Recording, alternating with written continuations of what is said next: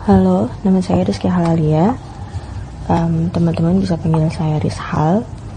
Dan kali ini saya akan bercerita tentang pengalaman-pengalaman saya dan beberapa teman saya saat kami bersekolah di salah satu asrama di Jogja. Sebenarnya banyak banget kisahnya, cuma mungkin saya pilih-pilih aja kali ya, atau mungkin next time bisa cerita lagi. Kami 6 tahun sekolah asrama di Jogja itu, asramanya itu nggak menetap satu asrama aja. Jadi kami itu pindah-pindah ke beberapa asrama. Makanya saya tadi bilang ceritanya banyak, karena memang kita pindah-pindah. Nah, tapi kali ini saya akan menceritakan salah satu asrama yang menurut saya itu termasuk salah satu asrama yang paling tua, karena asrama itu tuh udah ada dari zaman kakak saya juga sekolah di situ. Jadi kebetulan saya dan kakak saya itu kita sekolah di sekolah yang sama, tapi jangka waktunya itu beda banget, karena saya sama kakak saya itu selisihnya aja 10 tahun. Tapi waktu kakak saya sekolah di sana, itu asrama udah ada gitu. Cukup kaget juga waktu, kalau nggak salah waktu itu kelas 2 SMP, saya pindah ke asrama tersebut. Saya dapat di situ tuh, kakak saya tuh gini, wah gila, itu asrama masih ada aja gitu. Itu dulu kan asramaku, dia bilang gitu. Sebenarnya saya agak-agak lupa inget gitu kan. Jadi waktu dia di asrama situ juga saya sebenarnya pernah main ke sana waktu ikut ayah saya nengok. Cuma karena saya masih SD dan SD-nya kan SD awal-awal ya, kelas 1, kelas 2 gitu. Jadi agak nggak ngeh gitu, nggak banyak memori tersimpan tentang asrama itu. Nah, langsung ya singkat cerita. Jadi saya pindah ke situ tuh sekitar mungkin tahun 2004. Jadi saya tahun 2003 itu masuk. Tahun pertama nggak di asrama itu, terus tahun kedua di asrama itu. Setiap kenaikan kelas itu kita tuh pindah asrama gitu. Nah, akhirnya waktu itu saya pindah ke sana. Kebetulan saya dapat kamar nomor 1. Di asrama itu tuh cuma ada 5 kamar. Emang sedikit isinya. Tapi kamar 1, kamar 2, kamar 3 itu isinya bisa sampai 14 orang kayak kalau nggak salah. Jadi bednya itu ya khas asrama banget ya. Bednya atas bawah gitu, ada 7 bed. Dan itu ya kamarnya lumayan besar gitu. Dia bednya itu pojok nempel ke tembok gitu loh. Jadi kamarnya itu panjang. Nah, susunan ruangan di asrama itu tuh gini. Begitu kita masuk, itu kita langsung masuk ke aula atau musola. Nah, di situ habis dari musola aula itu berjejer-jejer kamar, dari kamar 1 sampai kamar nomor 5. Nah, habis berjejer-jejer kamar kan tuh lumayan panjang tuh, langsung ke tempat cuci sama tempat wudhu. Bener-bener langsung gitu. Cuma itu ada sekat cuma dikit doang buat jalan gitu kan. Langsung ke tempat cuci, tempat wudhu, itu kan panjang gitu kan. Nah, terus langsung belakangnya itu kamar mandi. Kamar mandi juga jejer juga, tapi kamar mandinya itu letter L ada sekitar berapa ya, mungkin 11 atau 12 kamar mandi, aku agak lupa juga, tapi letter L. Nah, kamar mandinya itu cuma menghadap ke depan, itu cuma menghadap dari kamar 1 sampai kamar 3, karena dia kan bentuknya letter L, jadi gak terlalu panjang. Terus belakangnya kamar 4 sama kamar 5 itu dapur. Terus Udah sampingnya kamar 5 itu ada ruang tamu kecil buat kalau misalnya ada tamu. Nah, otomatis aku kan di pojok tuh kamar 1.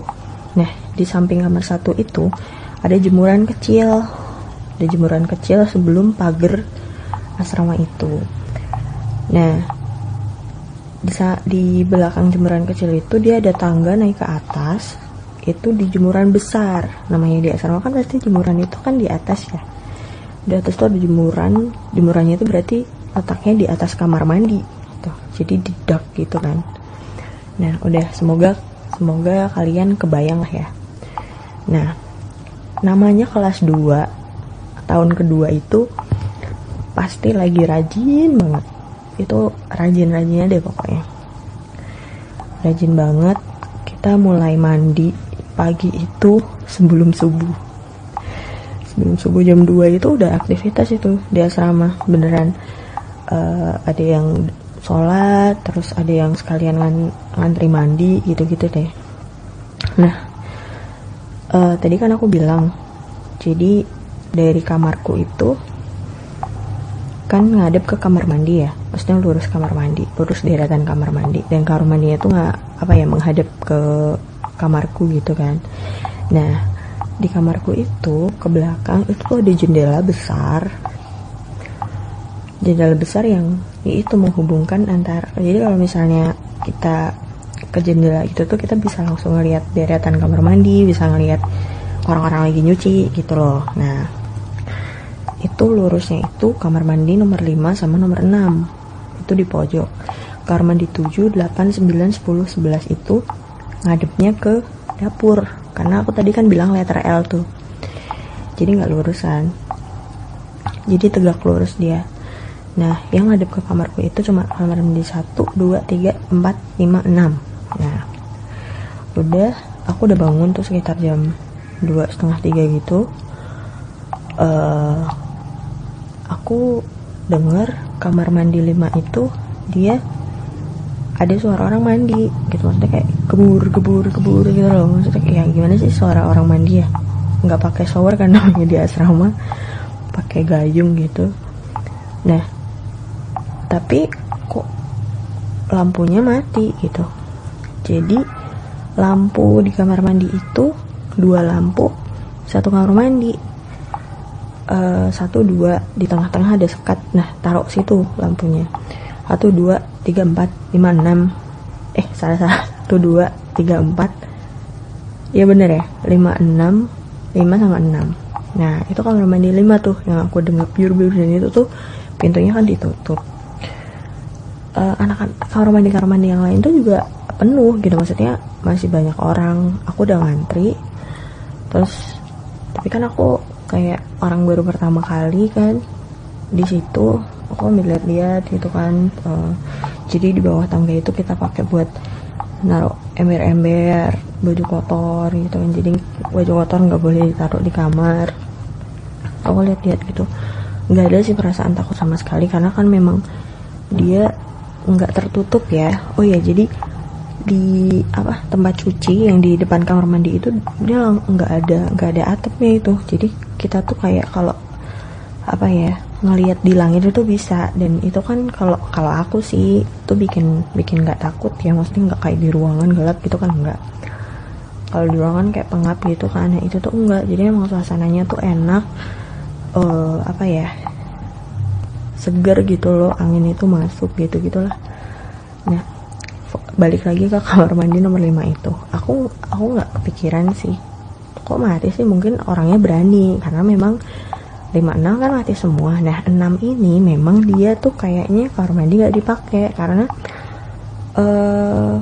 waktu itu sore-sore itu aku tuh sempat lihat-lihat yang 6 ini dia dibuka, pintunya dibuka, dan dia itu kering, bener-bener kering, nggak ada airnya gitu kan. Wah, kayaknya 6 nih nggak kepake. Tapi kalau 5 aku nggak ngerti karena posisinya tuh ditutup. Nah, habis itu udah aku nggak kepikiran apa-apa ya. Aku mikirnya temenku berani banget gitu. Dia mandi sebelahnya kamar mandi kosong, terus dia mandi lampunya dimatiin gitu. Ya udah, aku nggak ada mikir gimana. Akhirnya tibalah giliran aku mandi di kamar mandi berapa ya, lupa pokoknya aku udah ngantri, aku mandi pas banget adzan subuh itu aku keluar. Akhirnya kita siap-siap buat sholat kan. Nah pas aku udah siap-siap buat sholat itu ustazah pendamping asramanya itu keliling-keliling kan, mesti bangunin yang belum bangun gitu-gitu. Itu udah jadi rutinitas banget sih. Aku nanya tuh sama ustazah nih, iseng doang nanya, ustazah itu kamar mandi nomor 5 emang nggak dipakai apa gimana? Aku bilang gitu kan. Terus si ustazah tuh gini, oh iya itu emang nggak dipakai. Awalnya sih karena nomor 5 itu rusak, terus lampunya mati. Nah kamar mandi 5 itu jadi ikut-ikutan nggak dipakai juga karena nggak tahu. Pokoknya lampu di kamar mandi itu di sekat kamar mandi 56 itu lampunya itu kalau misalnya diganti tetap mati gitu. Jadi ya udah nggak ada yang nempatin gitu. Siang-siang juga kok nggak ada yang nempatin, nggak ada yang make. Siang-siang juga nggak ada yang make. Itu udah gila, gue baru sampai terus tiba-tiba langsung sambutannya begini amat gitu kan. Tapi karena bukan penampakan yang aku indirect lihat yang apa-apa gitu kan, aku yang cuma oh yaudah gue notice nih gitu. Saya cuma notice aja kan, tuh kamar mandi itu tuh gitu. Dah, itu yang aku ceritain, yang aku alamin. Nah terus ada lagi temenku, ini agak horor banget sih, serius. Maksudnya kayak aku waktu itu, ini temenku ya, aku diceritain aja tuh sampai yang wah gila gitu. Maksudnya merinding banget. Jadi waktu itu dia ini temanku itu sebutlah namanya Heli gitu. Si Heli ini dia emang rajin banget pokoknya. Setiap jam 2 itu dia udah bangun, mandinya itu selalu sebelum subuh. Dan karena di asrama itu tuh kan cara ngantri kita tuh gini, cara apa ya, istilahnya tuh kayak ngecim kamar mandi gitu lah ya, apalah itu bahasanya kalian. Pokoknya ngecim kamar mandi yang tandanya kamar mandi itu tuh besok orang pertama yang mandi itu adalah orang itu gitu. Itu adalah kita naruh gayung di situ. Kalau kita mau naruh gayung tapi ternyata udah ada gayung orang di situ, berarti kita harus ngomong sama orang itu, aku habis kamu ya gitu ya. Terus mengular gitu kan. Antriannya kayak gitu emang caranya. Jadi mau harus cepet-cepetan. Dan dia itu hampir selalu dapet yang pertama karena dia tidurnya larut malam tapi bangunnya pagi banget. Otomatis sebelum tidur itu gue yakin pasti naruh dulu. Nah pada suatu hari itu tuh dia tuh lupa naruh gayung dia itu di mana, dan dia tuh agak kesiangannya dia itu 3:30. Nah kesiangannya dia 3:30 itu yang kayak dia tuh banyak juga gitu. Maksudnya teman-teman yang mandi dari jam 2 gitu tuh juga banyak gitu.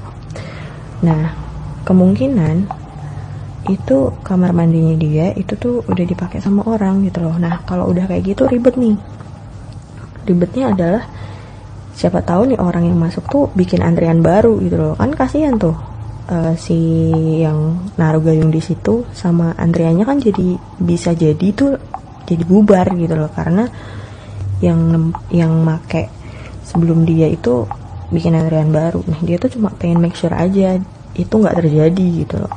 Gak apa-apa mandi dulu, tapi habis itu langsung dia gitu, karena dia udah punya antrian. Bukan mikirin dirinya dia sendiri doang, tapi teman-teman yang antri di belakangnya dia kan juga pasti banyak. Dia tanya tuh satu-satu, ada gayungku nggak? Gitu. Oh nggak ada. What the hell gitu. Kamar mandi satunya, ada gayungku nggak di dalam? Aku lupa nih, aku naruh gayung di kamar mandi mana ya gitu.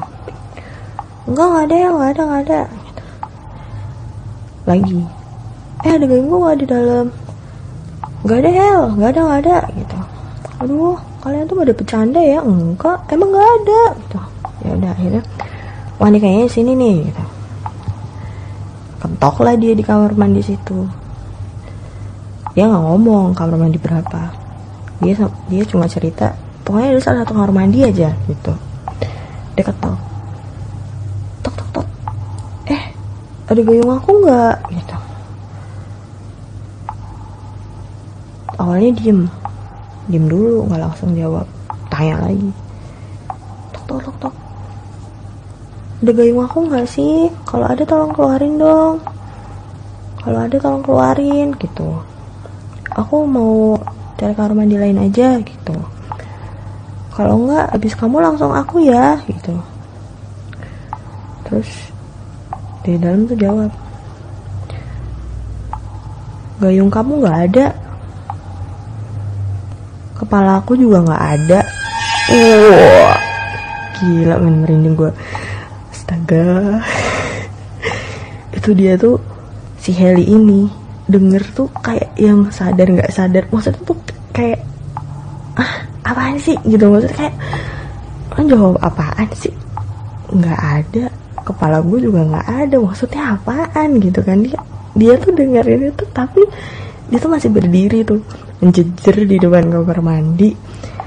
Katanya tuh yang sambil sadar nggak sadar, maksudnya apaan sih. Terus dia mau ngulang-ngulang lagi tuh jawabannya. Dia tanya, gayung gue ada nggak? Gayung aku ada nggak? Gitu. Dia jawabnya nggak ada, gue lo. Gayung aku ada nggak? Dia jawab, nggak ada gayung kamu. Kepala aku juga nggak ada. Waduh. Dia langsung lari ke kamar.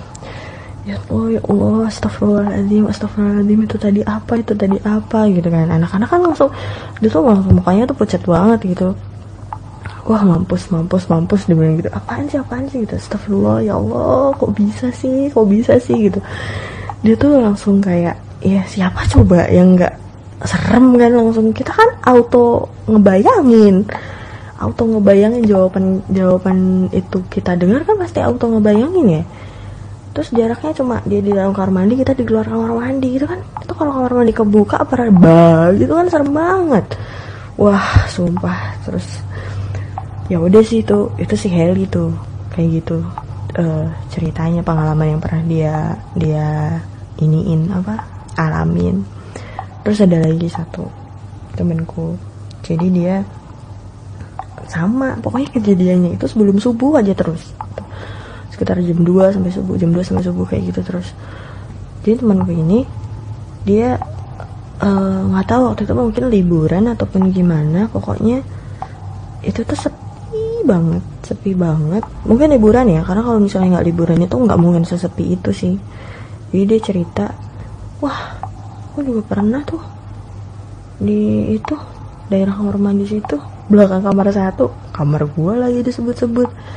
Terus dia bilang dia mau sholat malam gitu kan, otomatis kan jamnya pokoknya antara jam 2 sampai subuh. Nah itu sepi banget, gak ada orang. Cuma aku lupa juga sih di kamar mandi ada orang apa enggak. Pokoknya di tempat wudhu, tempat cuci itu aku sendirian waktu itu. Dia tuh kamarnya di kamar 4. Jadi buat dari kamar 4 ke itu tempat cuci itu, dia tuh harus ngelewatin lorong dulu, karena kan deretan kamar mandi itu cuma dari kamar 1 sampai kamar 3 doang. Agak jauh kan. Sebenarnya gak jauh-jauh banget sih, tapi kalau kamar 1 sampai kamar 3 kan tinggal jalan ke belakang doang udah sampai tuh. Kalau kamar 4 sampai kamar 5, jadi mereka tuh harus ngelewatin lorong dulu, dan itu lorong itu tuh gak pernah ada cahaya.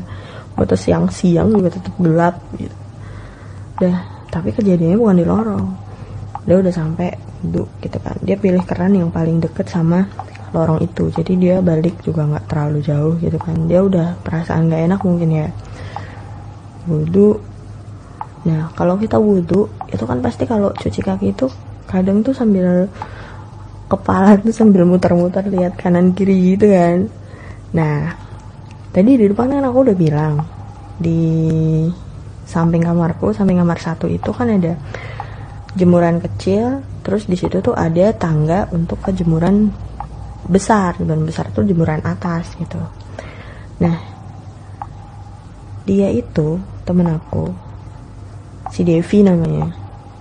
Itu dia ngeliat ada orang duduk kakinya ongkang-ongkang di tangga. Padahal di situ tuh gelap, ada lampu, tapi lampu tuh lampu yang kuning kecil gitu loh, nggak terlalu terang banget. Pokoknya anak-anak tuh kalau udah habis maghrib tuh udah nggak berani dah keliaran di situ, karena memang gelap gitu. Karena kita kan satu asrama tuh perempuan semua ya, jadi better not deh kalau misalnya harus keliaran. Kalau mau ke atas gitu ke jemuran ya cepet-cepet gitu loh, paling nggak habis maghrib lah maksimal. Itu jam segitu tuh kayaknya mustahil banget ada orang duduk ongkang-ongkang di situ. Dan dia tuh cuma ngelihatnya tuh kaki doang, nggak tahu itu badannya ada apa enggak. Pokoknya dia ngelihatnya tuh kaki ongkang-ongkang aja tuh di tangga. Jadi tuh nyamping gitu loh duduknya, kakinya itu di ongkang-ongkang di tangga gitu. Jadi bukan orang, jadi orangnya itu ngadepnya itu ke dia otomatis kan, tapi dia nggak tahu itu ada badannya apa enggak. Dia cuma ngelihat kaki aja di situ. Dia ngelihat kaki di situ tuh langsung otaknya tuh langsung bekerja, kagak mungkin itu orang, langsung dia lari. Karena jam segitu kan, lagian kurang kerjaan banget kan nongkrong di situ malam-malam, ngapain coba gitu. Sebenarnya di situ tuh banyak sih kejadian-kejadian yang kayak kejadian kecil kayak suara-suara gitu. Jadi kita tuh kalau misalnya belajar di aula malam-malam sampai larut malam gitu, kita tuh sering kayak dengerin kayak ada suara orang nyapu gitu di depan, srek srek srek, ada orang jalan gitu tuh sering. Suara-suara kayak gitu tuh sering gitu. Tapi karena kita memang udah kayak oh ya udahlah gitu, udah saking seringnya jadi kita kayak cuek-cuek aja gitu. Tapi kalau kejadian yang paling bener-bener apa ya, kontak langsung tuh ya tadi sih. Aku nggak tahu kalau teman-teman ada yang lain yang mungkin lebih greget. Aku nggak tahu, cuma yang kalau aku tahu, yang aku tahu sih yang tadi barusan aku ceritain. Oke, segitu dulu ya pengalaman yang aku mau bagi sama teman-teman semua. Next time insya Allah kalau misalnya ada waktu sama kesempatan, aku cerita lagi, karena namanya di asrama itu banyak banget pasti kayak gitu. Cuma ya stay positif aja, kayak gitu tuh pasti ada dimanapun.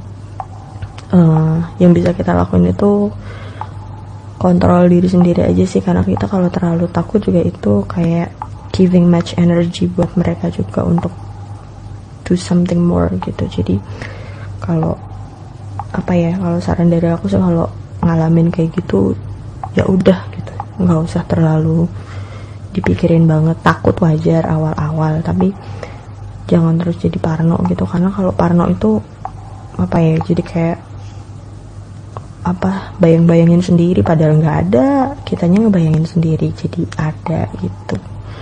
Jadi ya stay strong.